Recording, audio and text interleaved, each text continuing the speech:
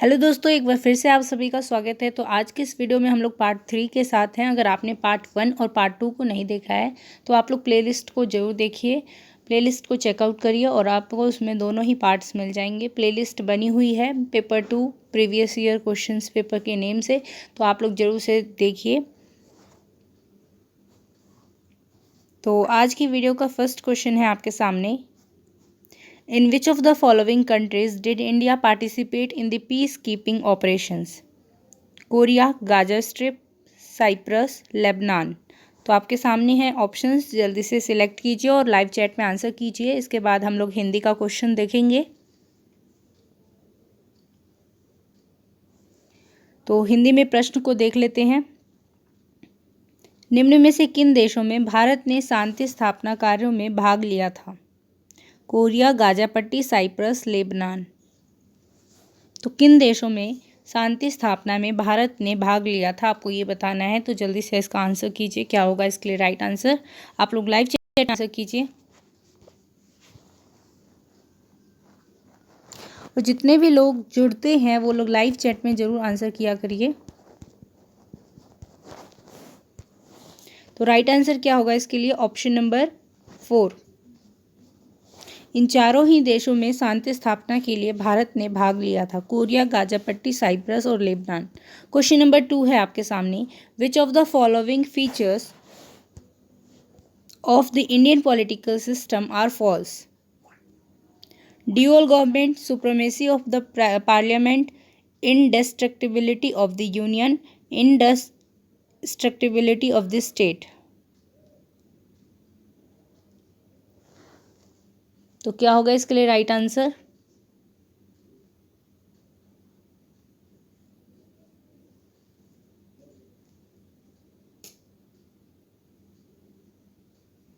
हिंदी में प्रश्न को देख लेते हैं। भारत में राजनीतिक व्यवस्था के संदर्भ में कौन से कथन असत्य हैं? दोहरा शासन, संसद की सर्वोच्चता, संघ की अक्षुण्णता, राज्य की अक्षुण्णता। तो क्या कौन से कथन असत्य हैं, आपको ये बताना है। तो जल्दी से इसके लिए राइट आंसर बताइए। तो क्या भारत में दोहरा शासन है, ड्यूअल गवर्नमेंट है? तो बिल्कुल राइट है, ड्यूअल गवर्नमेंट है, एक केंद्र के स्तर पर और एक राज्य के स्तर पर।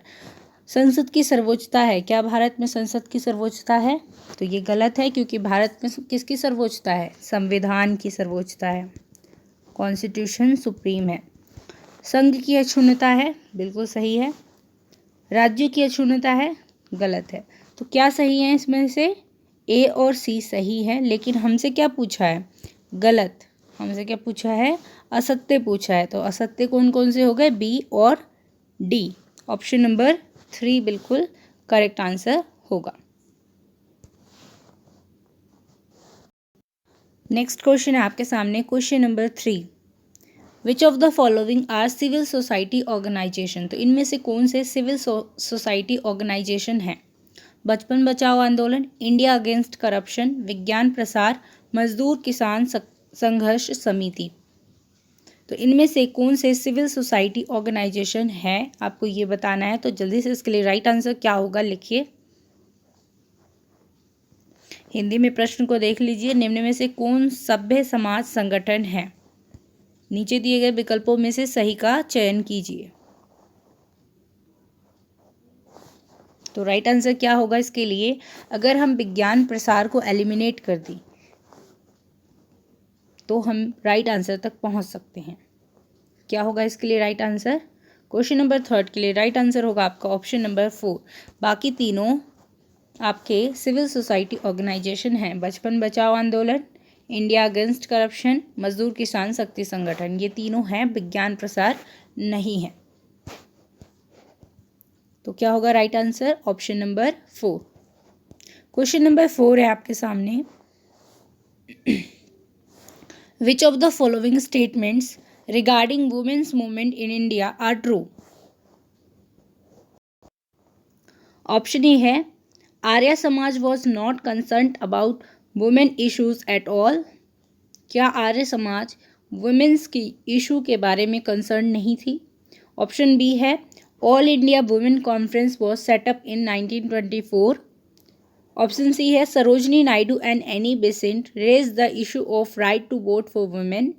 और ऑप्शन डी है Tilak Ganesh Utsav were mainly aimed at drawing women into national movement. तो इनमें से कौन सा वुमेन मूवमेंट के बारे में ट्रू है, आपको ये बताना है। तो जल्दी से इसके लिए राइट आंसर क्या होगा लाइव चैट में आप लोग लिखिए हिंदी में, तब तक हम प्रश्न को देखते हैं। निम्नलिखित कथनों में से कौन से कथन भारत में महिला आंदोलन के संबंध में सही हैं? आर्य समाज महिला मुद्दों के बारे में पूर्णतः निरपेक्ष था, तो क्या ये कथन सही है? ऑप्शन बी है अखिल भारतीय महिला सम्मेलन ऑल इंडिया विमेन कॉन्फ्रेंस की स्थापना 1924 में हुई। ऑप्शन सी है सरोजनी नायडू और एनी बेसेंट ने महिलाओं के वोट के अधिकार का मुद्दा उठाया। और ऑप्शन डी है तिलक के गणेश उत्सवों का मुख्य उद्देश्य राष्ट्रीय आंदोलनों में महिलाओं को सम्मिलित करना था। तो आप लोग इसमें एलिमिनेशन मेथड का यूज करते हुए राइट आंसर देने का कोशिश करिए। जल्दी से लिखिए क्या होगा इसके लिए राइट आंसर। तो देखिए पहला ऑप्शन क्या है, आर्य समाज महिला मुद्दों के बारे में पूर्णतः निरपेक्ष थी, यानी उनको इससे कोई मतलब नहीं था। क्या आर्य समाज में महिलाओं के मुद्दों को नहीं उठाया गया था? तो ये कथन बिल्कुल गलत है, क्योंकि आर्य समाज में महिलाओं के मुद्दों को उठाया गया था। तो ये कथन गलत है। तो ऑप्शन ए को अगर हम एलिमिनेट करते हैं तो हमारे दो ऑप्शन एलिमिनेट हो जाएंगे, ऑप्शन नंबर 1 और ऑप्शन नंबर 4। बाकी बचे 2 और 3। तो देखिए अखिल भारतीय महिला सम्मेलन ऑल इंडिया विमेन कॉन्फ्रेंस की स्थापना क्या 1924 में हुई थी? तो ये स्टेटमेंट गलत है, क्योंकि इसकी स्थापना कब हुई थी? 1927 में, 1927 में ऑल इंडिया विमेन कॉन्फ्रेंस की स्थापना हुई थी। तो आपका बी भी एलिमिनेट हो जाएगा।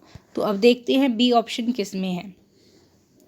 तो हमारे पास बचे हुए थे दो ऑप्शन 2 और 3, तो उसमें से 2 भी एलिमिनेट हो गया, बाकी 1 और 4 तो पहले ही हो गए थे। तो बचा कौन सा? केवल सी और डी। तो सी ऑप्शन क्या है, सरोजनी नायडू और एनी बेसेंट ने महिलाओं के वोट का अधिकार का मुद्दा उठाया। तो ये सही हो जाएगा। तिलक के गणेश उत्सवों का मुख्य उद्देश्य राष्ट्रीय आंदोलन में महिलाओं को सम्मिलित करना था। तो ये भी सही हो जाएगा। ऑप्शन नंबर 3 आपका बिल्कुल करेक्ट आंसर हो जाएगा।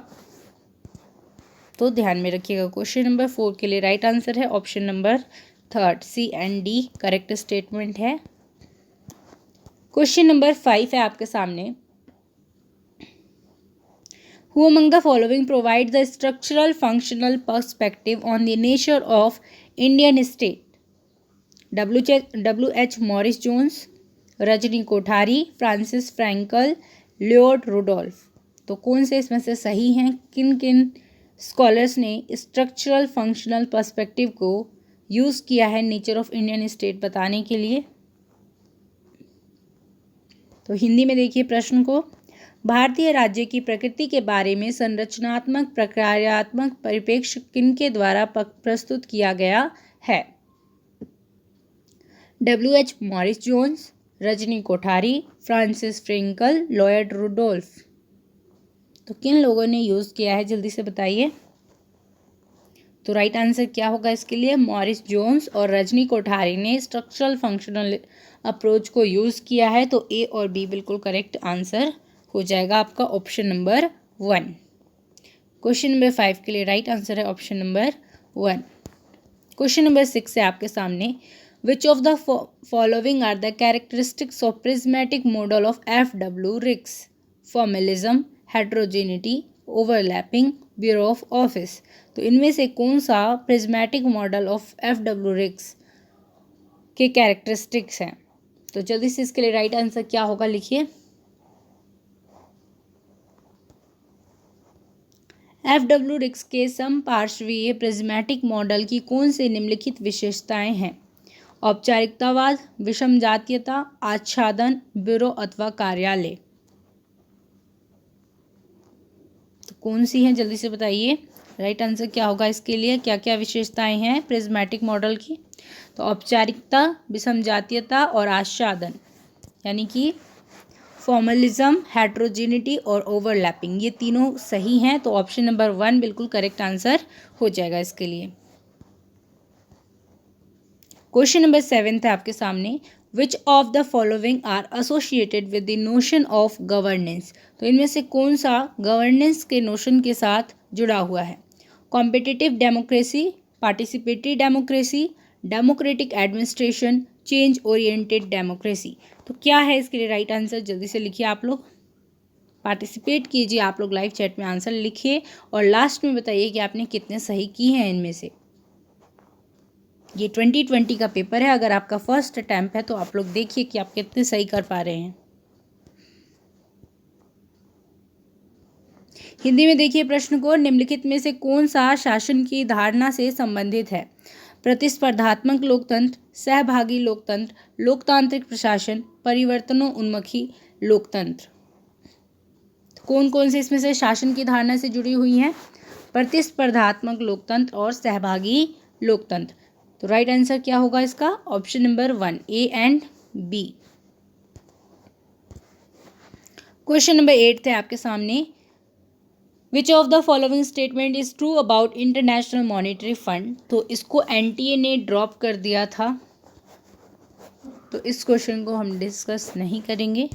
नेक्स्ट क्वेश्चन पे बढ़ते हैं।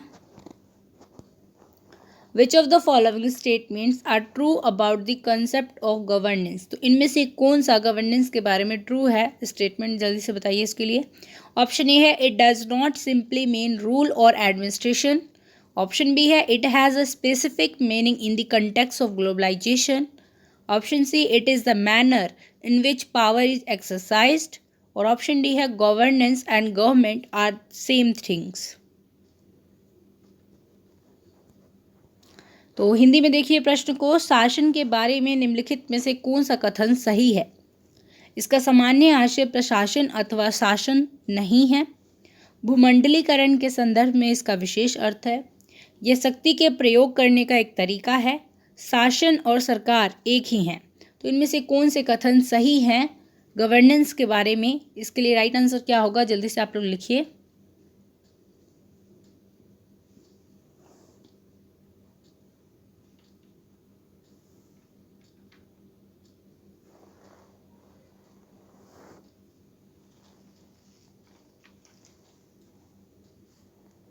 तो राइट आंसर क्या होगा इसके लिए? जल्दी से बताइए आप लोग।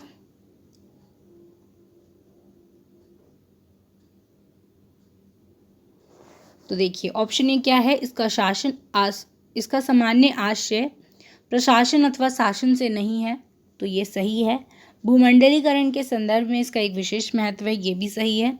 यह शक्ति के प्रयोग करने का एक तरीका है, सही है। शासन और सरकार एक ही है, तो ये गलत है। तो डी को अगर हम एलिमिनेट कर दें तो बचता क्या है?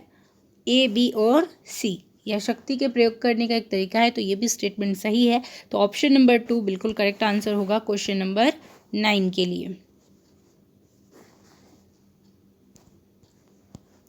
10th क्वेश्चन है आपके सामने, which of the following terms is referred to as the software of the state.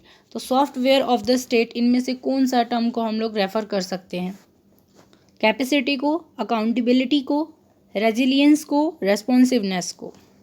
तो किसको आप software of the state refer कर सकते हैं? इनमें से किसको?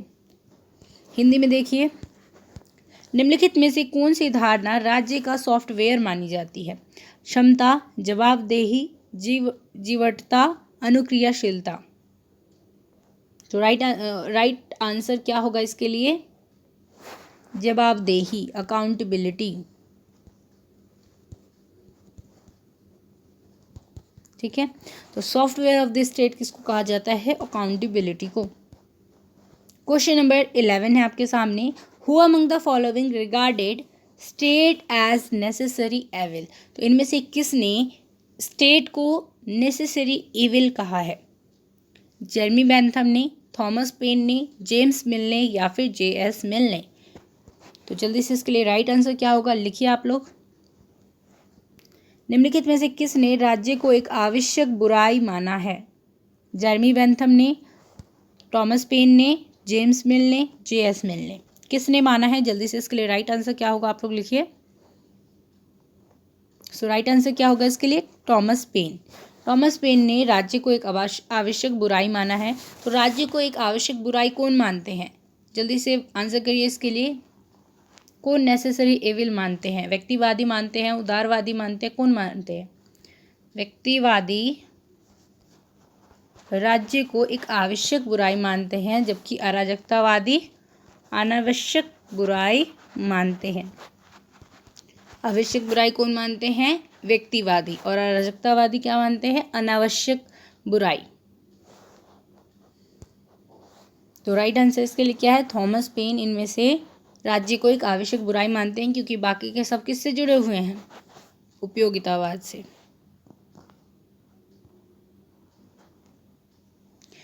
क्वेश्चन नंबर 12 है आपके सामने।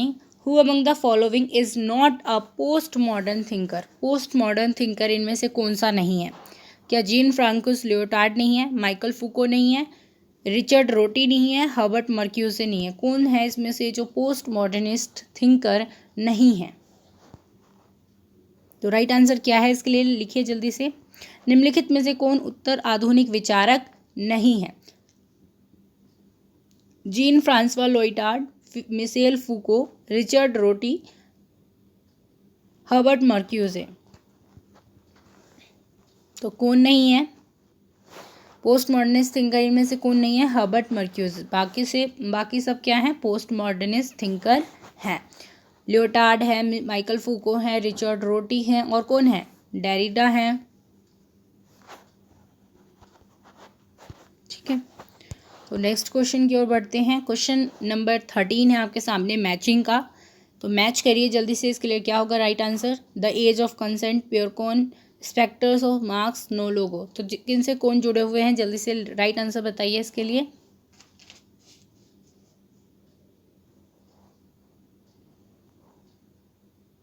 अगर आपने अभी तक नहीं ऑप्शन सिलेक्ट किया है तो आप लोग पॉज करके कर सकते हैं।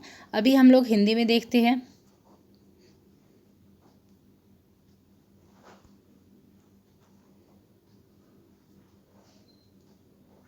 ऑप्शन आप लोग यहाँ से देख सकते हैं। हिंदी में जो भी लोग पढ़ रहे हैं वो यहाँ से ऑप्शन को देख सकते हैं।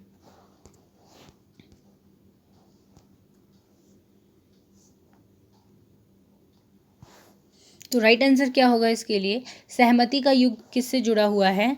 तो ये जुड़ा हुआ है आपका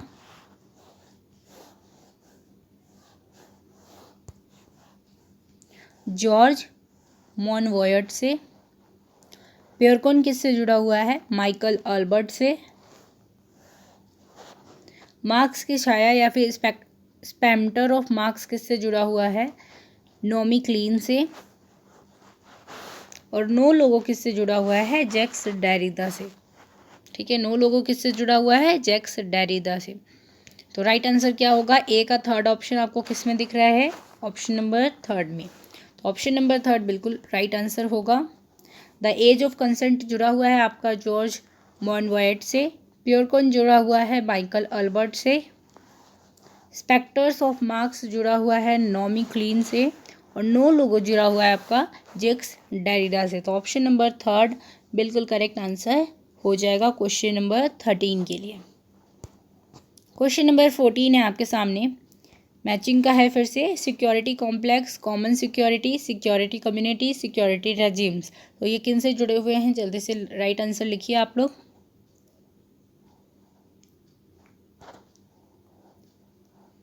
हिंदी में देखिए। सुरक्षा परिसर, सामूहिक सुरक्षा, सुरक्षा समुदाय, सुरक्षा शासन व्यवस्थाएं। तो राइट आंसर इसके लिए चूज करिए, जल्दी से मैचिंग करिए। तो सुरक्षा परिसर किससे जुड़ा हुआ है? बैरी बुजान से। किससे जुड़ा हुआ है? सुरक्षा परिसर आपका यानी सिक्योरिटी कॉम्प्लेक्स किससे जुड़ा हुआ है? बैरी बुजान से। सामूहिक सुरक्षा यानी कॉमन सिक्योरिटी किससे जुड़ा हुआ है? Palme report 1992। सुरक्षा समुदाय किससे जुड़ा हुआ है? सिक्योरिटी कम्युनिटी कार्ल ड्यूज से। सुरक्षा शासन व्यवस्थाएं यानी सिक्योरिटी रिजीम किससे जुड़ा हुआ है? रॉबर्ट जेरविस से। तो ए का 4 ऑप्शन आपको किस में दिख रहा है? 2 ऑप्शन में दिख रहा है। ए का थर्ड ऑप्शन आपको किस में दिख रहा है? केवल 4th ऑप्शन में। तो राइट आंसर क्या होगा? Option number 4। क्वेश्चन नंबर 14 के लिए राइट आंसर क्या होगा? Option number 4। सिक्योरिटी कॉम्प्लेक्स जुड़ा हुआ है बैरी बुजान से। कॉमन सिक्योरिटी आपका जुड़ा हुआ है पाल्मे रिपोर्ट 1992 से। सिक्योरिटी कम्युनिटी जुड़ा हुआ है कार्ल ड्यूज से। और सिक्योरिटी रजीम जुड़ा हुआ है रॉबर्ट जेरविस से। तो ए का थर्ड ऑप्शन केवल एक ही ऑप्शन में है, ऑप्शन नंबर 4 में।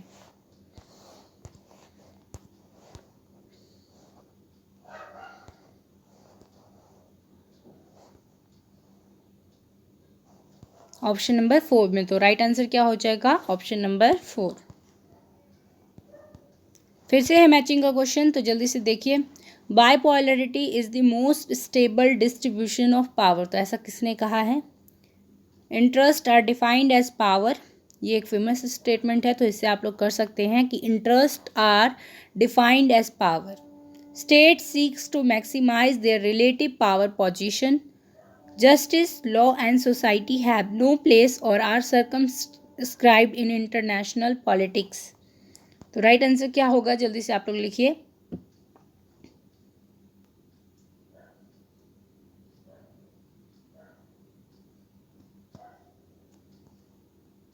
द्विध्रुवीयता शक्ति का सर्वाधिक स्थिर वितरण है। हितों को शक्ति के रूप में परिभाषित किया गया है। राज्य अपनी सापेक्षिक शक्ति स्थिति को अधिकतम बनाने का प्रयास करते हैं। अंतर्राष्ट्रीय राजनीति में न्याय, कानून और समाज का कोई स्थान नहीं है तथा उन्हें परिसीमित किया जाता है। तो ऐसा किसने कहा है, जल्दी से मैच करिए। तो राइट आंसर क्या होगा इसके लिए, द्विध्रुवीयता शक्ति का सर्वाधिक स्थिर वितरण है, ऐसा किसने कहा है। तो ऐसा कहा है केनेथ वॉल्ट्ज ने। द्विध्रुवीयता शक्ति का सर्वाधिक स्थिर वितरण है, केनेथ वॉल्ट्ज ने कहा है। हितों को शक्ति के रूप में परिभाषित किया गया है, फेमस स्टेटमेंट है हंस मॉर्गनथाउ का। हितों को शक्ति के रूप में परिभाषित किया गया है। राज्य अपनी सापेक्षिक शक्ति स्थिति को अधिकतम बनाने का प्रयास करता है, तो सापेक्षिक स्थिति को अधिकतम बनाने का प्रयास करता है, ऐसा किसने कहा है, जॉन मियर साइमन ने। जॉन मियर सीमर ने ऐसा कहा है। अंतर्राष्ट्रीय राजनीति में न्याय, कानून और समाज का कोई स्थान नहीं है अथवा उन्हें परिसीमित किया जाता है, ऐसा किसने कहा है, थ्यूसिडाइडस ने। तो राइट आंसर क्या होगा, ए का फर्स्ट ऑप्शन आप देखिए किस किस में है, तो ओनली वन ऑप्शन है, ऑप्शन नंबर 2। तो राइट आंसर क्या होगा, option number 2।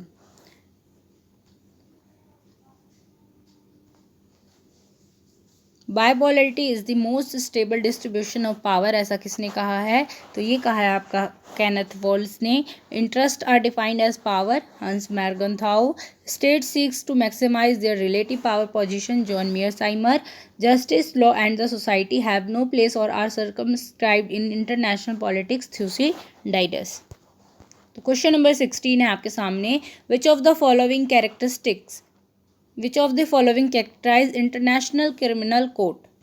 International Criminal Court की विशेषता बतानी है आपको। The Rome statute establish ICC as court of last resort. ICC can exercise jurisdiction only when national courts are unwilling or unable to investigate or prosecute. Option C है, it can not prosecute acts of war crimes. ICC is not located in the Hague. तो कौन से correct statement है आपको ये बताना है, तो जल्दी से राइट आंसर बताइए इसके लिए क्या होगा। हिंदी में देख लेते हैं प्रश्न को। इंटरनेशनल क्रिमिनल कोर्ट की निम्नलिखित में से कौन सी विशिष्टताएं हैं। ICC court of last resort के रूप में रोम विधि द्वारा स्थापित किया गया था। ICC अपने अधिकार क्षेत्र का तभी प्रयोग कर सकता है जब राष्ट्रीय न्यायालय जांच करने अथवा अभियोजन चलाने के लिए अनिच्छुक हो अथवा असमर्थ हो। यह युद्ध आपराधिक कृत्यों के विरुद्ध अभियोजन नहीं चला सकता है। ICC हेग में स्थित नहीं है। तो इनमें से कौन से करेक्ट स्टेटमेंट है, जल्दी से राइट आंसर बताइए। तो क्या होगा इसके लिए right answer, option number 1। ICC court of last resort के रूप में रोम विधि द्वारा स्थापित किया गया था। ICC अपने अधिकार क्षेत्र का तभी प्रयोग कर सकता है जब राष्ट्रीय न्यायालय जांच करने में या तो असमर्थ होता है या फिर अनिच्छुक होता है। तो ये 2 स्टेटमेंट सही हैं। तीसरा स्टेटमेंट क्या दिया हुआ है, यह युद्ध आपराधिक कृत्यों के विरुद्ध अभियोजन नहीं चला सकता है, तो नहीं चला सकता है, इसलिए ये स्टेटमेंट गलत हो जाएगा क्योंकि ये चला सकता है। और ऑप्शन डी क्या दिया हुआ है, आईसीसी हेग में स्थित नहीं है, तो ये भी स्टेटमेंट गलत है क्योंकि आईसीसी हेग नीदरलैंड में ही स्थित है। तो ऑप्शन नंबर सी और डी गलत है, इसलिए हमारा राइट आंसर क्या होगा, ऑप्शन नंबर 1। 2 स्टेटमेंट सही है इसमें, ए और बी। क्वेश्चन नंबर 17 है आपके सामने, which of the following characterized shallow और reformist ecology. Reformist ecology seeks to reconcile ecology with capitalist modernity. It recognizes limits to growth. It rejects all forms of anthropocentrism, embracing ecocentrism. It considers damage to environment as an externality or social cost. Choose the correct answer from the option given below. तो correct option क्या है इसमें से choose करिए। हिंदी में प्रश्न को देखते हैं, निम्नलिखित में से कौन सी सतही अथवा सुधारवादी पारिस्थितिकी की विशिष्टताएं हैं। सुधारवादी पारिस्थितिकी व पूंजीवादी आधुनिकता के मध्य सामंजस्य स्थापित करना चाहती है। यह वृद्धि की सीमाओं को स्वीकार करती है। यह पारिस्थितिक केंद्रवाद को अपनाते हुए मानव केंद्रवाद के समस्त रूपों को अस्वीकार करती है। यह पर्यावरण की क्षति को बाह्यता अथवा सामाजिक लागत मानती है। तो क्या होगा इसके लिए राइट आंसर, जल्दी से बताइए।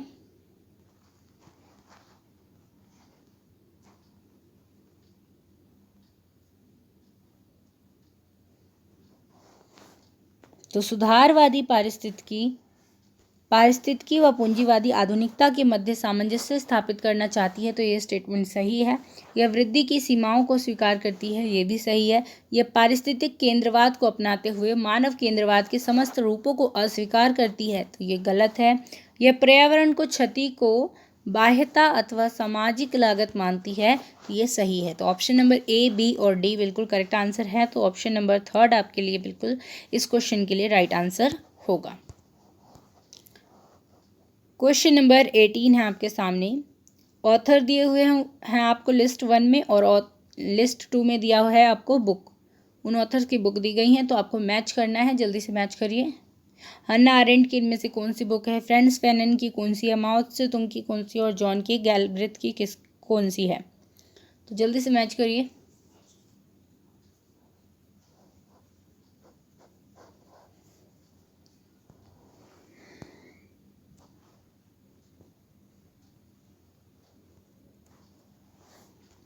तो हन्ना आरेंट की इनमें से कौन सी बुक है, द ह्यूमन कंडीशन। कौन सी बुक है, the human condition. Frantz Fanon की बुक कौन सी है इनमें से, तो फ्रांत्स फैनन की बुक इनमें से कौन सी है, the rest of the earth. Mao Tse Tung की कौन सी है, लिटिल रेड बुक। जॉन के गैल्ब्रेथ की कौन सी है, अफ्लुएंट सोसाइटी। ठीक है, तो ए ऑप्शन का 4th ऑप्शन आपको किस में दिख रहा है, ऑप्शन नंबर 3 में। तो 18 के लिए बिल्कुल करेक्ट आंसर क्या होगा, 18 का राइट आंसर क्या होगा, 3, ऑप्शन नंबर 3। हन्ना आरेंट की बुक का नाम है द ह्यूमन कंडीशन और ये बुक पब्लिश कब होती है, 1958 में। तो लिखिए जल्दी जल्दी। फ्रांत्स फैनन की बुक का क्या नाम है, the rest of the earth, publish कब होती है,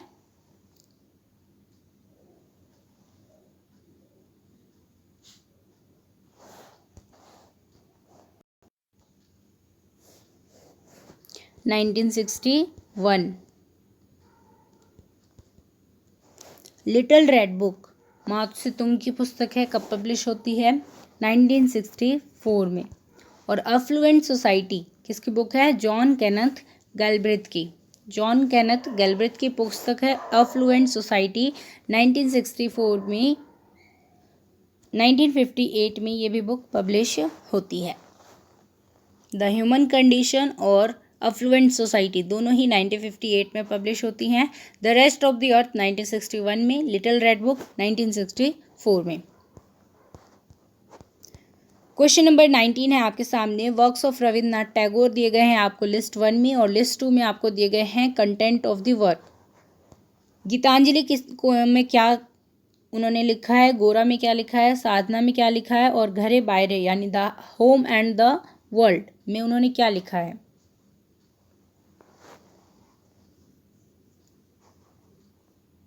तो राइट आंसर क्या होगा, जल्दी से लिखिए।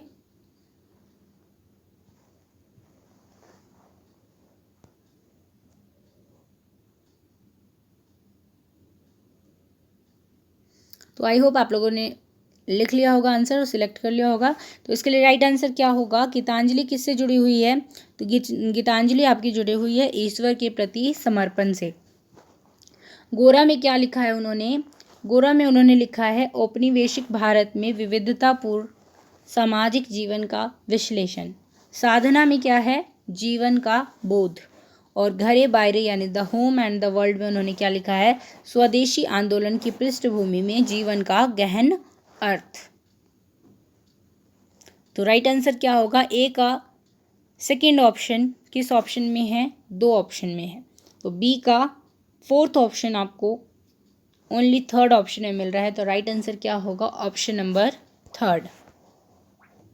19 का राइट आंसर क्या होगा? Option number 3rd। Question number 20 है आपके सामने। लिस्ट 1 में आपको दिए हैं landmarks in Indian foreign policy और लिस्ट 2 में आपको दिए गए हैं प्राइम मिनिस्टर्स। तो शिमला अकॉर्ड किस प्राइम मिनिस्टर से जुड़ा हुआ है? एक्ट ईस्ट पॉलिसी किन से जुड़ा हुआ है? India's peace keeping in Sri Lanka किस प्राइम मिनिस्टर से जुड़ा है? और लाहौर डिक्लेरेशन किन से जुड़ा हुआ है? तो राइट आंसर इसके लिए क्या होगा? इजी क्वेश्चन है, आप लोग कर सकते हैं, जल्दी से करिए।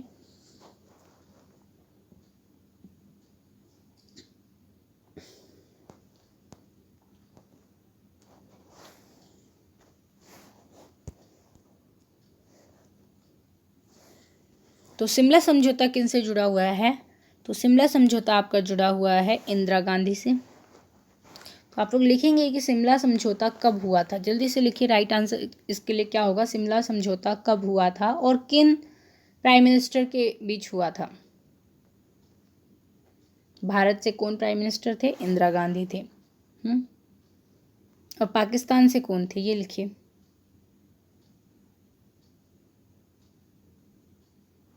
तो शिमला समझौता आपका कब होता है? 2 जुलाई 1972 को इंदिरा गांधी और जुल्फिकार अली भुट्टो के बीच शिमला समझौता होता है। एक्ट ईस्ट पॉलिसी किन से जुड़ा हुआ है? नरेंद्र मोदी से। और अगर मैं पूछूं आपकी लुक ईस्ट पॉलिसी किस प्राइम मिनिस्टर से जुड़ा हुआ है? तो जल्दी से इसके लिए राइट आंसर लिखिए। श्रीलंका में भारतीय शांति स्थापना किससे जुड़ा हुआ है?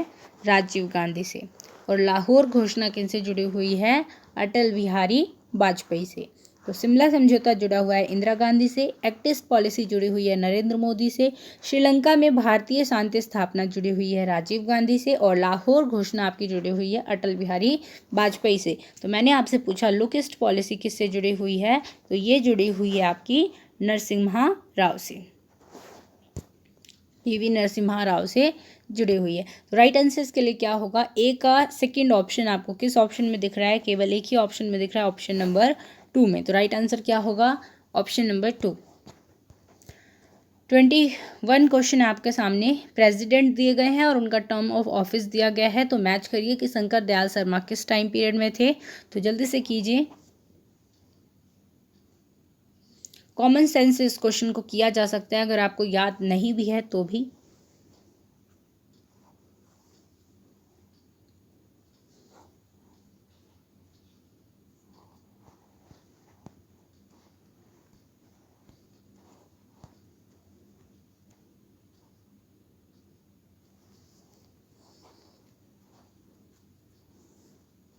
तो आई होप आप लोगों ने सिलेक्ट कर लिया होगा और लिख दिया होगा लाइव चैट में इसके लिए राइट आंसर। तो क्या होगा इसके लिए राइट आंसर? देखिए इसको कैसे कर सकते हैं, अगर आपको नहीं भी याद है कि इनका टाइम पीरियड क्या है। तो देखिए सबसे इन जो चार जो प्रेसिडेंट दिए गए हैं इनमें से, तो सबसे बाद वाले प्रेसिडेंट कौन है इनमें से? तो कौन है? प्रणब मुखर्जी। तो प्रणब मुखर्जी सबसे बाद में है, तो यानी कि टाइम पीरियड भी इनका सबसे बाद में होगा। तो कौन सा है? 2012 से लेकर 2017 तक। तो डी का हम लोग फर्स्ट से मैच कर लेंगे। तो डी का फर्स्ट ऑप्शन किस किस में दिया है आपको? डी का फर्स्ट ऑप्शन आपको सेकंड ऑप्शन और थर्ड ऑप्शन में दिया है। फोर्थ ऑप्शन और फर्स्ट ऑप्शन आपका एलिमिनेट हो जाएंगे, तो बचेगा सेकंड और थर्ड। अब देखिए आपको पता है प्रणब मुखर्जी सबसे बाद के हैं, उनसे पहले कौन थी? प्रतिभा देवी पाटिल, यहाँ पे पाटिल आएगा, प्रतिभा देवी पाटिल। तो प्रतिभा देवी पाटिल इनसे कुछ समय पहले रही होंगी, 5 साल पहले रही होंगी, तो कौन होगी इनमें से? 2007 से लेकर 2012। तो अब देखते हैं कि हमारा राइट आंसर हमें मिला या नहीं मिला। तो हमने देखा कि डी का होगा राइट आंसर, डी का होगा फर्स्ट और सी का होगा सेकंड। तो डी का फर्स्ट और सी का सेकंड आपको सिर्फ एक ही ऑप्शन में मिल रहा है, वो है आपका ऑप्शन नंबर 2। आपका राइट आंसर यहीं से हो गया। ठीक है, तो कुछ क्वेश्चंस को हम कॉमन सेंस से भी कर सकते हैं। और शंकर दयाल शर्मा का कब है टाइम पीरियड? 1992 से 1997 तक। आर वेंकटरमन का टाइम पीरियड क्या है? 1987 से 1992 तक। ठीक है, आर वेंकटरमन का क्या है? 1987 से 1992 तक। प्रतिभा देवी सिंह पाटिल का 2007 से 2012 तक और प्रणब मुखर्जी का 2012 से 2017 तक। राइट आंसर क्या है? Option number 2।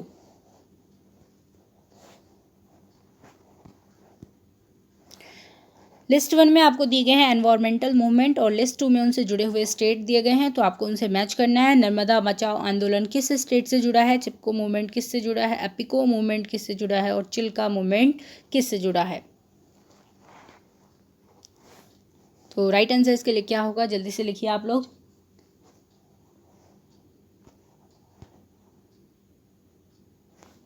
तो नर्मदा बचाओ आंदोलन किस स्टेट से जुड़ा हुआ है? मध्य प्रदेश से। चिपको मूवमेंट किससे जुड़ा हुआ है? उत्तराखंड से। एपिको मूवमेंट कर्नाटका से और चिल्का मूवमेंट उड़ीसा से। तो ए का 4th ऑप्शन आपको किस ऑप्शन में दिख रहा है? 2 ऑप्शन में दिख रहा है। बी का 3rd ऑप्शन आपको किस में दिख रहा है? बी का 3rd ऑप्शन आपको दोनों में ही दिख रहा है। तो सी का 2nd ऑप्शन दिख रहा है आपको केवल ऑप्शन नंबर 2 में। ठीक है, तो राइट आंसर क्या होगा? Option number 2।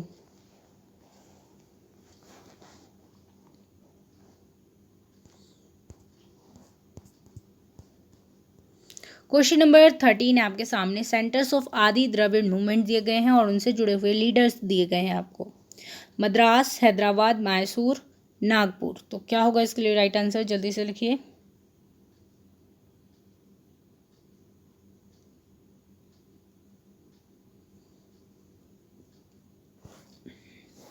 तो मद्रास से कौन जुड़े हुए हैं? जल्दी से लिखेंगे आप लोग।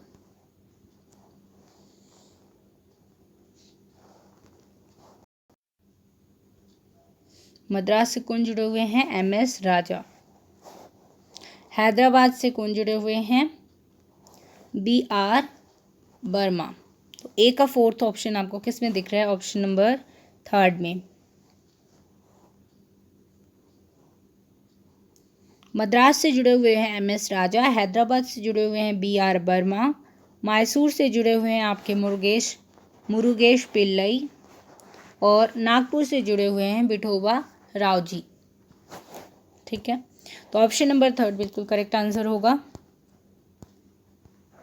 क्वेश्चन नंबर 24 है आपके सामने। Arrange the following freedoms mention in article 19 of the constitution in the order of this appearance. तो जो 19 में दिए गए हैं 6 अधिकार, आर्टिकल 19 में 6 राइट्स दिए गए हैं हमें, तो उनको सीक्वेंस में लगाना है आपको।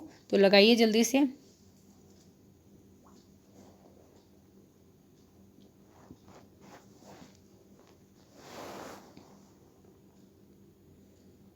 हिंदी में देख लेते हैं। संविधान के अनुच्छेद 19 में उद्धृत निम्नलिखित स्वतंत्रताओं को क्रमबद्ध कीजिए।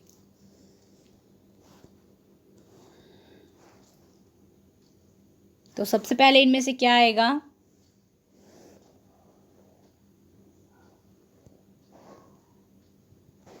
शांतिपूर्ण तरीके से बिना हथियार के एकत्रित होना सबसे पहले आएगा और वो आपको सिर्फ ऑप्शन नंबर 2 में ही दिख रहा है। तो राइट आंसर क्या होगा? Option number 2।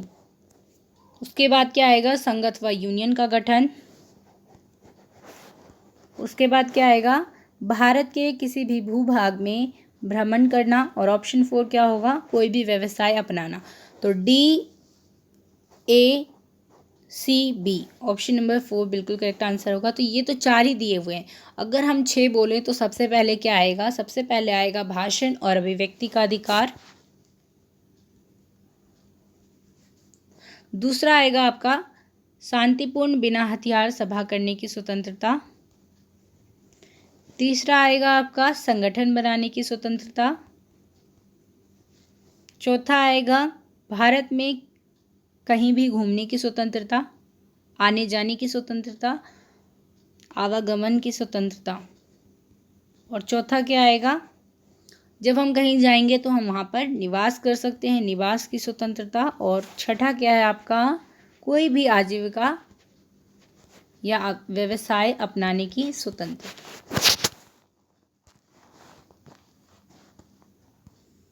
तो राइट आंसर इसके लिए क्या बताया मैंने, option number 2 DACB। Last question है, लिस्ट 1 में आपको दिए गए हैं बुक्स और लिस्ट 2 में दिए गए हैं आपको ऑथर्स। तो मैच करिए, पॉलिसी साइंस किसकी बुक है, प्रिंसिपल ऑफ पब्लिक एडमिनिस्ट्रेशन किसकी बुक है, एडमिनिस्ट्रेटिव बिहेवियर किसकी बुक है, the science of public administration 3 problems किसकी बुक है। तो जल्दी से लिखिए आप लोग। इजी क्वेश्चन है, आप लोग एलिमिनेट करके कर सकते हैं, किसी भी एक ऑप्शन से भी कर सकते हैं अगर आपको पता है तो।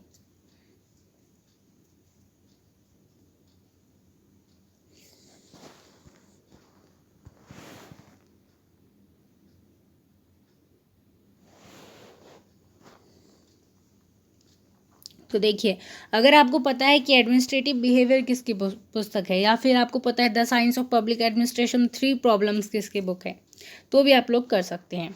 अगर हम देखिए एडमिनिस्ट्रेटिव बिहेवियर किसकी पुस्तक है, हर्बर्ट साइमन की। तो सी का सेकंड ऑप्शन आपको सिर्फ एक ही ऑप्शन में मिल रहा है, और वो है आपका ऑप्शन नंबर 2। ठीक है, the science of public administration 3 problems किसकी बुक है, रॉबर्ट डाहल की। पॉलिसी साइंस किसकी बुक है, डी लर्नर और हैरोल्ड लासवेल की। प्रिंसिपल ऑफ पब्लिक एडमिनिस्ट्रेशन किसकी पुस्तक है, बिलोबी की। और कौन सा रह गया, administrative behaviour a study of decision making process in administrative behaviour किसकी पुस्तक है, हर्बर्ट साइमन की। तो ऑप्शन नंबर 2 बिल्कुल करेक्ट आंसर होगा।